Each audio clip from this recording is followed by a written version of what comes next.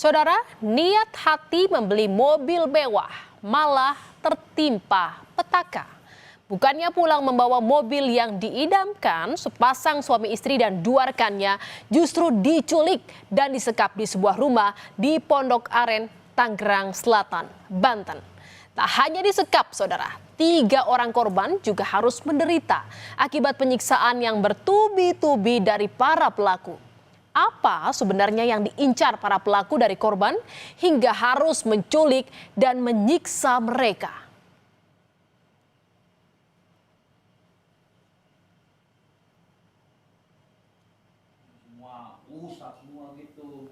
Tiga pria dalam video ini tak menyangka jika transaksi jual beli mobil berujung pada penculikan. Mereka disekap dalam sebuah rumah di Pondok Aren, Tangerang Selatan. Ketiganya disiksa hingga luka-luka akibat penganiayaan yang tak berkesudahan. Kebengisan penculikan itu juga terlihat saat mereka menyuruh para korban mengoleskan salep ke luka bekas cambukan. Nasib naas itu dialami para korban usai melakukan transaksi jual beli mobil di daerah Pondok Aren dengan pelaku.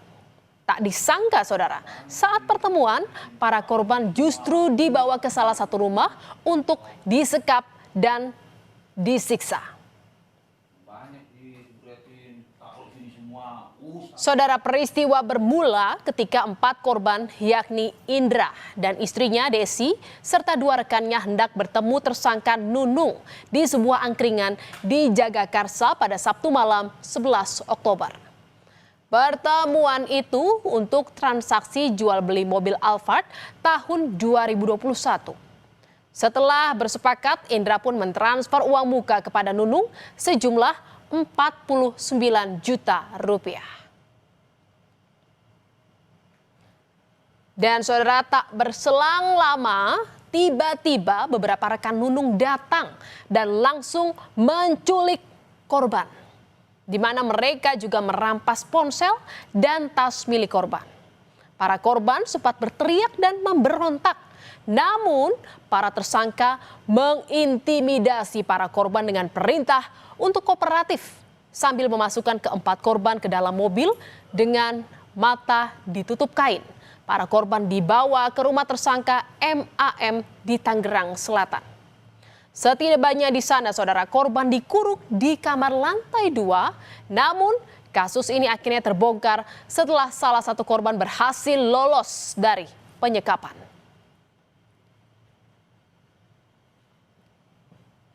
Saudara, Desi Juwita, istri dari Indra, masih ingat betul betapa menegangkannya malam itu saat ia mencoba melarikan diri. 2 hari disekap, Desi akhirnya bisa melarikan diri dari rumah penyekapan. 13 Oktober waktu subuh, Desi melihat 4 orang yang menjaganya tengah tidur terlelap. Ia pun memberanikan diri untuk kabur. Dengan mengendap-endap, ia mendekati pintu gerbang, tetapi terkunci, saudara. Tak menyerah, ia segera berpindah ke pagar besi yang ada di samping rumah. Mendapati yang penjaga yang saya udah pada tidur 4 orang, saya mengendap-endap untuk keluar pintu rumah. Kebetulan pintu rumahnya tidak terkunci, saya keluar secara perlahan-lahan, mau pintu gerbang susah dibuka. Saya pindah lagi ke samping rumahnya yang pagar besi. Saya naik dari situ nekat, lompat sampai celana saya robek. Dengan sisa tenaganya, tanpa pikir panjang, ia memanjat pagar dan melompat. Celananya pun sampai robek karena tersangkut pagar yang tajam.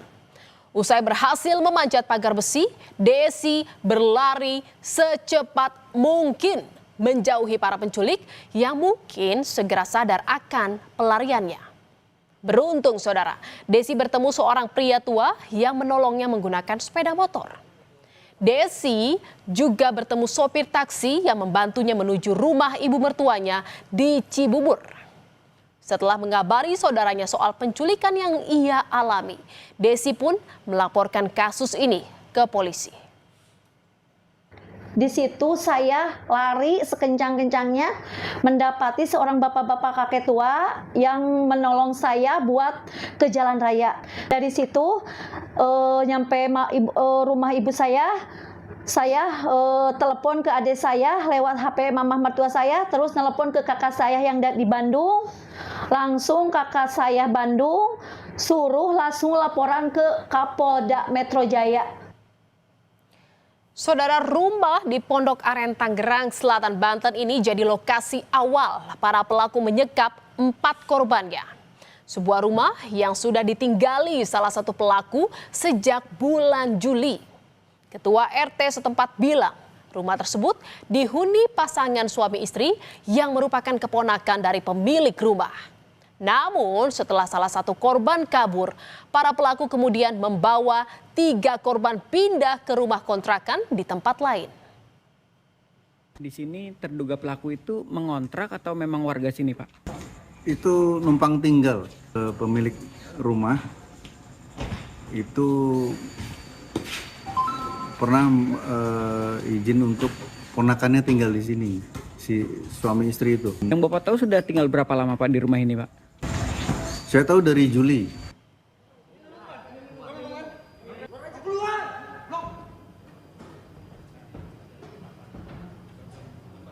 Dan saudara, berkat laporan korban, polisi bergerak cepat menangkap pelaku. Nunung dan Adrian, pelaku utama kasus penyekapan dan penganiayaan, tak berkutik saat ditangkap polisi di salah satu apartemen di kawasan Setiabudi, Jakarta Selatan. Para pelaku ini ditangkap di pintu keluar apartemen saat berupaya melarikan diri. Sementara 3 pelaku yang bertugas mengawasi para korban ditangkap di rumah kontrakan. Polisi kemudian melakukan pengembangan dan menangkap 4 pelaku lainnya di sejumlah lokasi berbeda.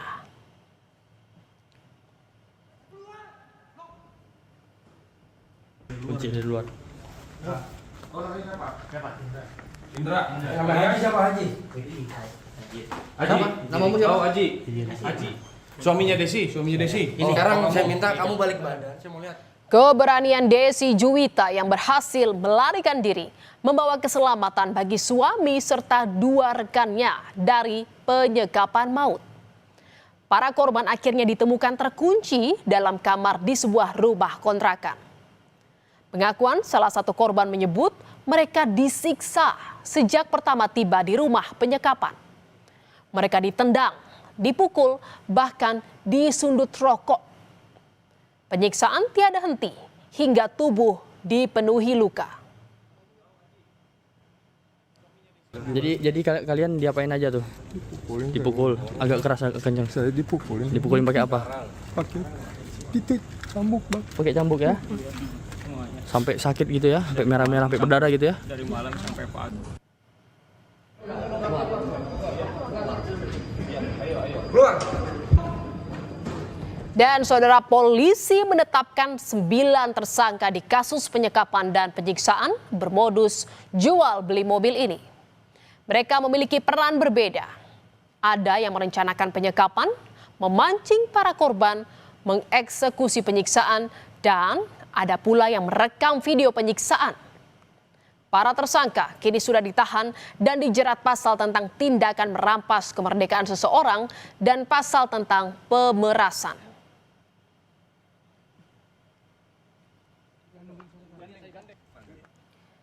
Dari hasil pemeriksaan, saudara, kasus ini berawal dari transaksi jual beli mobil mewah antara pelaku Nunung dengan pelaku Adrian dengan uang DP sebesar 75 juta rupiah.